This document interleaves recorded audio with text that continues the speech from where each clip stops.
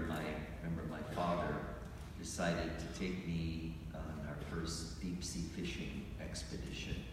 And he would usually take us to, Millerton Lake or Pine Flat Dam or the San Joaquin River where we would fish, but he wanted us to have the experience of going deep sea fishing. So we drove to San Simeon and got on a little charter fishing boat and headed out.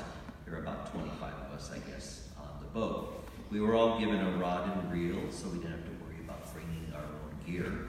And at a certain point, the guy on the boat said, "Okay, everybody, drop your lines into the water, let it go down, and then reel up a few times after you hit bottom." So we did, and within 10 minutes, we had all snagged fish. So much so, there were several hooks on each line, and all were occupied with beautiful rock cod. We threw all of our fish into a gunny sack, and after we got our limit, we headed back. And while we were there, we paid this guy to clean the fish for us and package it. It was really a fun trip, and I was so proud of my catch. But later on, my father reminded me that the boat is outfitted with technology which shows where the school of fish are, right?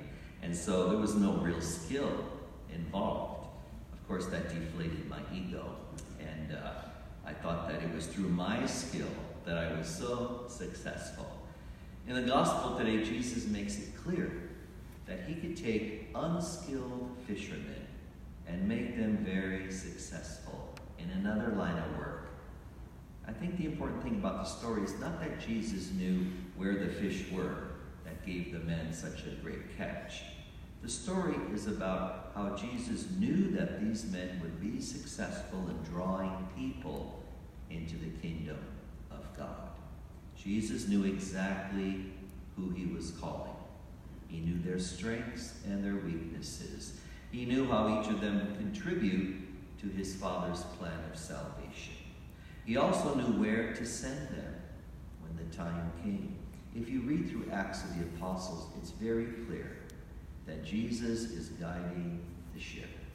Jesus knows where these men have to go in order to evangelize, in order to draw people into the church. Jesus knew how they would be successful drawing people to the gospel. He's the one who prepared them for ministry.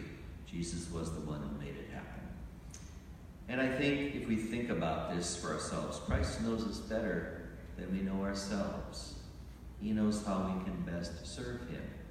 He knows where the best catch of fish will be as we live out our faith, as we draw other people to him.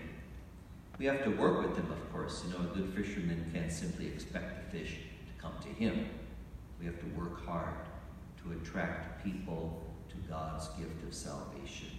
We do that by being true in our words and our actions, by showing love, compassion, and mercy. That's how we attract people in such a way so as to make it possible for them to receive the gift of salvation. Even though we are sinners, as Peter acknowledges in the story, the Lord makes it possible for us to be instruments of salvation. So as we move through each day, we should remember that we are all on this kind of spiritual fishing expedition. Each day, we should be mindful that the Lord is using us for his purposes, inviting people we know to meet and consider the great gift that God wishes